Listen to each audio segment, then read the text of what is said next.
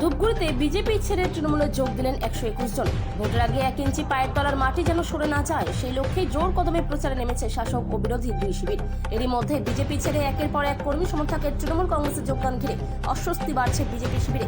জানা গেছে, ধূপগুড়ি গ্রামীণ ব্লকের সাকুয়াঝোড়া 2 এলাকা থেকে 21টি পরিবার এবং গধেয়ারকুটি এলাকা থেকে 17টি পরিবার, মোট 34টি পরিবারের প্রায় 121 জন বিজেপি ছেড়ে তৃণমূল কংগ্রেসে যোগদান করেন। এদিন তারা আনুষ্ঠানিকভাবে তৃণমূল কংগ্রেসে যোগ দেন জেলার নেতা কৃষ্ণ দাসের হাত ধরে। নব যোগদানকারীদের বক্তব্য, মুখ্যমন্ত্রীর বিভিন্ন উন্নয়নমূলক প্রকল্প সাধারণ মানুষের কাছে পৌঁছে যাওয়ায় তারা সন্তুষ্ট। সেই কারণে বিজেপি ছেড়ে তৃণমূল কংগ্রেসে যোগ দেওয়ার সিদ্ধান্ত নিয়েছেন বলে তারা জানান। জলপাইগুড়ি থেকে খাদিমুল ইসলামের রিপোর্ট, বিগ নিউজ বাংলা। আজকে আমি আসলাম ধূপগুড়ি বিধানসভায়। এখানে আমাদের একটা জয়নিং সভা। এই জয়নিং সভায় হচ্ছে সাকুয়াঝোড়া 2 থেকে 21টা পরিবার এবং গধেয়ারকুটি থেকে হচ্ছে 17টা পরিবার। টোটাল ভোটার সংখ্যা হচ্ছে 121 জন। এরা যোগদান করলেন। যারা যোগদান করলেন তাদেরকে আমি স্বাগত জানাই। এবং এই যোগদানের ফলে আপনারা প্রত্যেকেই জানেন যে ধূপগুড়ি বিধানসভা আমাদের হাড্ডাহাড্ডি লড়াই।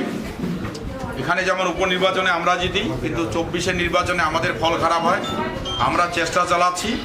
এরকম জয়নিং আমরা গতকালও আমাদের যেটা হচ্ছে বানারহাটে আমাদের জয়নিং হয়েছিল, একটা সভা হয়েছিল। আরও এরকম জয়নিং আছে।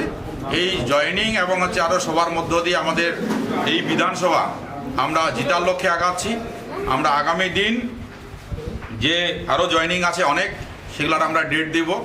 তো এই জয়নিংয়ের ফলে এবং মানুষকে যেভাবে হেনস্থা করছে বিজেপি সরকার এসআইআরের নাম করে, যেভাবে রোহিঙ্গা ধরার নাম করে রোহিঙ্গা না পেয়ে এখানকার রাজবংশী সম্প্রদায়ের মানুষকে, এখানকার মুসলিম মানুষকে, এখানকার নমশূদ্র মানুষকে, বাঙালি মানুষকে, আদিবাসী মানুষকে যেভাবে হেনস্থা করছে এবং ভোটার তালিকা থেকে বাদ দিছে, তার জবাব আগামী দিন আমাদের ধূপগুড়ি মানুষ দিবে। তার জন্য প্রস্তুত। তার জন্য অনেক লোক আজকে বিজেপি ছেড়ে আমাদের দলে যোগদান করছে। এই যোগদানকারীদের আমি স্বাগত জানাই এবং সময় মতো এই পরিবর্তনের জন্য আমি ধন্যবাদ জানাই। গতকাল বিজেপির পরিবর্তন সভা, সেখান থেকে বলছিল যে প্রায় 30,000 ভোটে বিজেপি জয়যুক্ত হবে ধূপগুড়িতে। ওরা তো অনেক কিছু বলে, 30,000 কেন, ওরা তো বলছে 30,000 ভোটে হারবে, এটা রেডি থাকবে। আমি এতটুকু বলতেছি, কারণ ওই মিথ্যাচার দিয়ে যেটা সম্ভব নয়, মানুষ বুঝে গেছে। আজকে যেভাবে অত্যাচার, শুধু ভোটের নাম কাটায় নয়, গ্যাসের দাম বাইরে গেল। আজকে একটা সরকারের উচিত কি, মানুষকে যাতে সুষ্ঠু একটা পরিবেশ দিতে পারে, সুন্দর পরিবেশ দিতে পারে। একদিকে মানুষকে তং করতেছে, একদিকে মানুষের মধ্যে হতাশা তৈরি করতেছে, আরেকদিকে মূল্যবৃদ্ধি যেভাবে হচ্ছে তাদের সেই প্রতি ধ্যান নেই। শুধু ওদের গদি লাগে। এই গদি, এই চেয়ার পাওয়া মানুষ ভালো করে বুঝাই দিবে। 26-এ দেখবেন যে পরিবর্তন যাত্রা ওরা আজকে বাইর করতেছে, কতগুলো লোক হয় আপনারা দেখতে পাচ্ছেন। এবং ঝান্ডা লাগার লোকটা হচ্ছে পয়সা দিয়ে। যে ঝান্ডা চারিদিকে লাগাচ্ছে, সেই ঝান্ডাটাও লাগায় পয়সা দিয়ে। স্বতঃস্ফূর্তভাবে, আন্তরিকভাবে মানুষ ওদের দলে কেউ কাজ করে না। যা কাজ করে পয়সা দিয়ে কাজ করে। এই পয়সা যতক্ষণ থাকবে ততক্ষণ করবে। পয়সা শেষ হলে সব তৃণমূলে ভোট মারবে। ভোটের বাক্সে দেখবেন, ভোটের EVM-এ দেখবেন, সম্পূর্ণ তৃণমূলে ভোট পড়বে। কোথায় বাড়ি আপনার? আজকে তৃণমূলে ঢুকলেন কেন?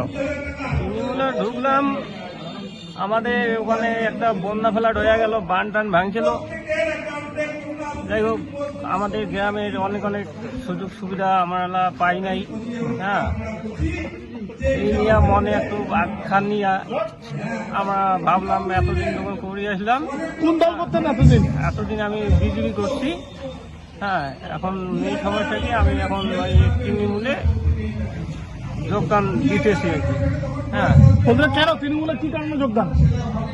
তৃণমূলে কি কারণে যোগদান মানে, একটু যে কোনো দিদি যেভাবে করতেছে আর কি, এর জন্য যদি আমরা একটু সুযোগ সুবিধা পাই, হ্যাঁ, এর জন্য আর কি তৃণমূলে যোগদান তো হচ্ছি। কতজন পরিবার যোগদান করলেন আজকে? 17 জন ঢুকছি, 17টা পরিবার আর কি। বললাম, বন্যার সময় বিজেপি সহযোগিতা করেনি? আমাদের মেইন সমস্যা হলো দাদা, আমাদের ওখানে বিজেপি আর যে কোনো তৃণমূল আমাদের এখানে কোনো ই করে নেই।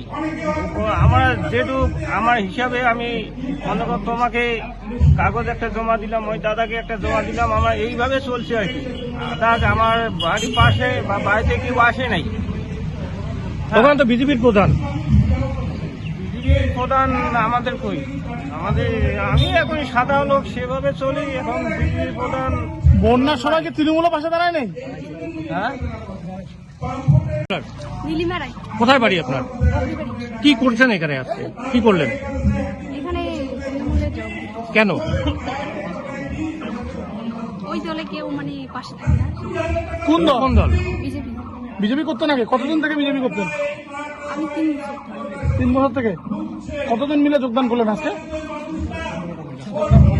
17টা পরিবার। 17টা পরিবার। তৃণমূলে আসা কি কারণ? যাতে যদি আমাদের পাশে থাকে,